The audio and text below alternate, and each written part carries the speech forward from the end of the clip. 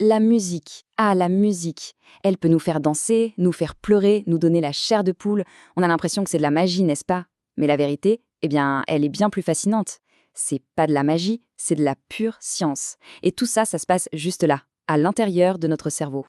Cette sensation, tout le monde la connaît, non? Ce frisson qui parcourt le corps, pile au meilleur moment d'une chanson. C'est une expérience quasi universelle. Mais alors, d'où ça vient, scientifiquement parlant? Alors non, la réponse n'a absolument rien de magique, elle est purement biologique, nichée au plus profond de notre cerveau. Ce fameux frisson, en réalité, c'est une réaction chimique, une sorte de tempête neurologique, mais une tempête parfaitement orchestrée. Alors prêt, on va plonger au cœur de la machine. Pour vraiment comprendre ce pouvoir incroyable de la musique, il faut qu'on s'intéresse à un circuit essentiel de notre cerveau, le système de récompense. Ce système, c'est un peu notre moteur interne, si on veut. C'est lui qui nous pousse à rechercher ce qui nous fait du bien. Un bon repas, une réussite au travail, tout ça. Et devinez quoi? Il se trouve que la musique, elle, a un pass VIP pour entrer dans ce club très très privé.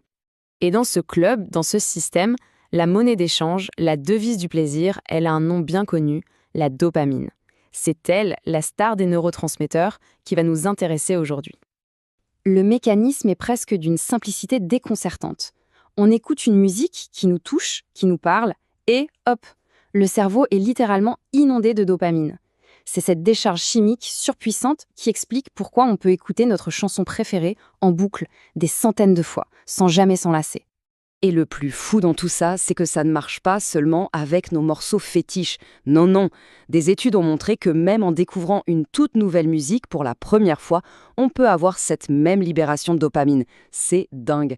Notre cerveau est en fait programmé pour être récompensé par la surprise et la nouveauté musicale.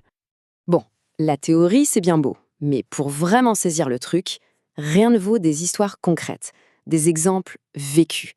Voyons un peu comment cette science s'incarne dans la vie réelle. Imaginez l'histoire d'un pianiste qui s'attaque à une partition réputée injouable. C'est un véritable parcours du combattant, un chemin pavé de doutes et de persévérance. Mais la récompense au bout, elle est juste immense. Cette phrase, elle est tellement révélatrice. Elle montre bien que notre cerveau ne récompense pas seulement le plaisir immédiat, le plaisir facile. Ce qu'il récompense surtout, c'est l'accomplissement qui vient après un effort. La dopamine, en fait, elle ne fait pas que nous faire nous sentir bien. Elle valide nos efforts, elle donne un sens à notre ténacité. Là, on a l'illustration parfaite du mécanisme en pleine action. Chaque défi surmonté, chaque heure de frustration, tout ça ne fait qu'augmenter l'anticipation neurologique. Du coup, au moment de la réussite, la décharge de dopamine est exponentielle. C'est exactement ce cycle qui peut transformer un simple hobby en une passion dévorante. Allez, on passe à une autre superpuissance de la musique.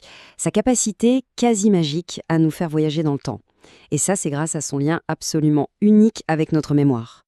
Une chanson, ça peut être une véritable capsule temporelle. C'est simple, notre cerveau est un champion pour associer une mélodie à une émotion forte ou à un événement précis. Résultat, il suffit de quelques notes, des années plus tard, pour nous replonger dans le passé, avec des émotions aussi vives, aussi intactes qu'au premier jour. Et attention, ce pouvoir ne se limite pas qu'aux bons souvenirs, loin de là. La musique, c'est aussi un outil incroyablement puissant pour traverser les épreuves, les moments difficiles. Elle devient un refuge, un moyen d'exprimer et de surmonter des émotions qui sont parfois bien trop complexes pour être mises en mots. Ok, maintenant qu'on a compris la science derrière tout ça et qu'on a vu quelques histoires poignantes, la question c'est, concrètement, comment est-ce qu'on peut utiliser ce pouvoir de la musique dans nos vies? Il faut voir ça comme une véritable boîte à outils pour le cerveau. Besoin de concentration? Il y a une playlist pour ça. De créativité? Pareil. Envie de calmer son anxiété? Musique. En fait, la musique est un levier direct et hyper polyvalent pour moduler notre état mental et émotionnel, quasiment à la demande. Et voilà le point crucial, le truc à vraiment retenir de tout ça.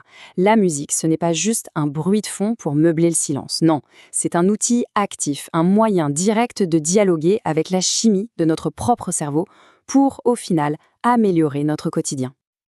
Alors, la prochaine fois qu'on choisit une chanson, que ce soit pour le sport, pour travailler ou juste pour le plaisir, posons-nous la question: quelle est la bande originale de notre vie?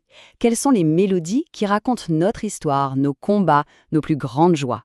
C'est une playlist d'une puissance inouïe. Et maintenant, on sait pourquoi. Si ce genre de décryptage vous plaît, songez à vous abonner pour ne pas rater les prochains. Alors, quelle est la vôtre?